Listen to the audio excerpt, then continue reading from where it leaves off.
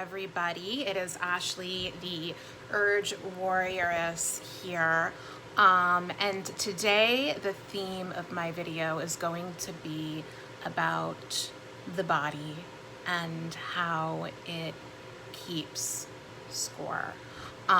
So those of you who are close to me know, or really if you've been following my videos at all, because I've been talking a lot about this, I've been having some fatigue that's been getting in the way of some of my self-care goals for the past few months.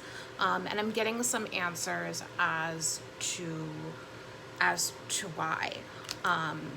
So I got some blood work done this week, and it turns out that my immune system is fighting really, really hard. Apparently I have a reactivated case of Epstein-Barr virus, which I didn't know that I even had. It's a virus that impacts most of us at some point in our lives. I think the prevalence rate is like 90 to 95%.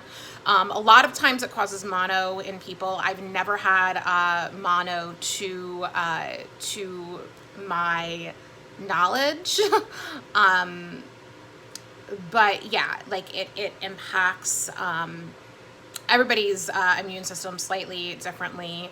And my blood work shows that I have a recent infection that my immune system has been working overtime to fight off. I don't know for how long, and I don't know how much longer it is going to last. But you know, I spoke with a holistic health practitioner this morning who I've been working with, and I'll be speaking to my primary care doctor on Monday. And basically the holistic health practitioner told me that if the levels stay at the way they are right now for me for a prolonged period of time, it could trigger an autoimmune condition. And again, since I don't know how long this has been happening for or how much longer it will happen for, I don't know if it'll get to that point. But what I know is right now, my immune system is working really, really hard to fight off a virus. So until my blood work tells me otherwise, I really need to take it easy and step up the game on self-care. And the reason why, you know, I am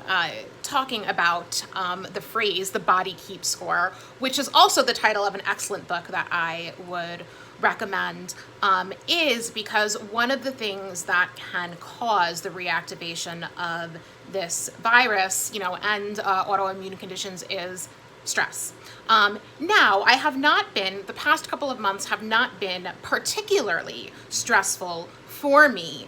I've had times in my life that, like, seemed on the outside that they were a lot more stressful than this in terms of external stressors. So it was interesting, you know, thinking of my relationship of stress to this. But breaking it down a little bit, I noticed that there are ways that I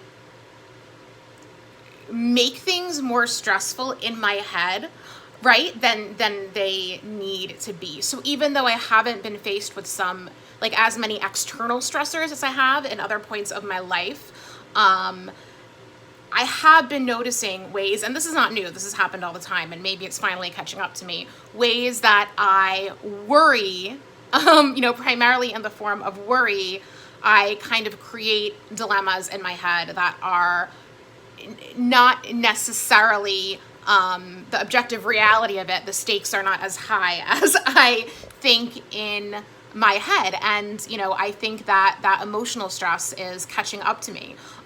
There is a pretty solid relationship between what's going on in the body and what's going on in the mind. And while I've made a lot of progress in the mental parts of my self-care, that is one thing that I definitely think that I have to look at a little bit more. You know, what extra stress am I creating in my mind or in my life that does not need to be there? You know, so, and I had a really bad day with the fatigue and emotional stress yesterday, so I took a sick day from work today. I'm legitimately unwell energy-wise. I know you don't see me coughing or like runny nose or anything, but energy-wise, I'm really low, and I really need like a conscious 3-day reset where I only focus on what's healing. If it's not healing, let it go. And that's basically the precedent that I'm going to have to set, at least until my body is doing better. And hopefully, you know, it will become a habit after that, right? To, you know, really prioritize it, everything that's going on in my mind and body.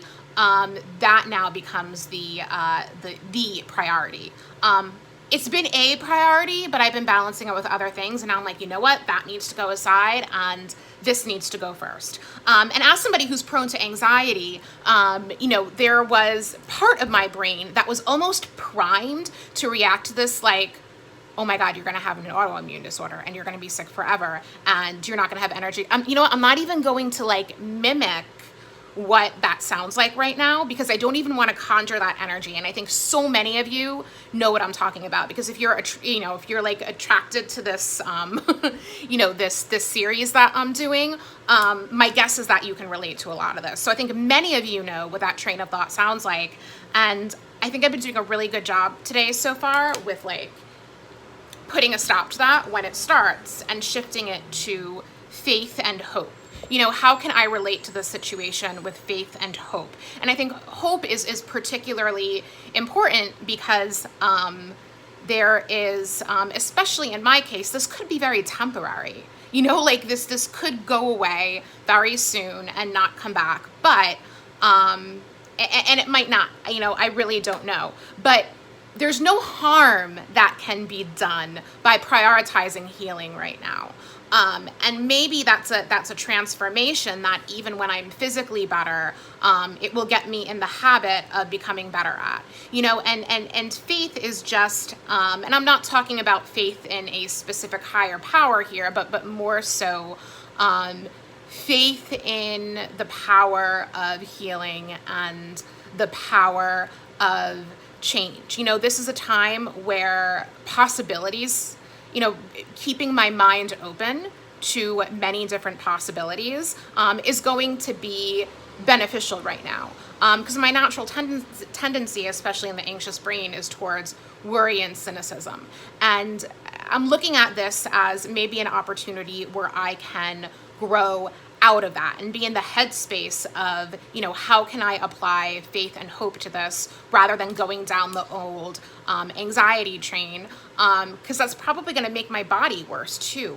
So that's what I'm, you know, doing to cope with this so far. I'm really hoping that this opens the door to, you know, a new way of relating to my emotional reactions to any kind of uncertainties, but, you know, particularly medical related. So just putting that intention out there, you know, and setting the intention to keep that mindset throughout the day and, you know, really prioritize mind and body wellness as long as I need to. So I'll keep everybody posted on how that goes. I appreciate you watching. Feel free to add anything in the comments if this sparks anything that you want to share.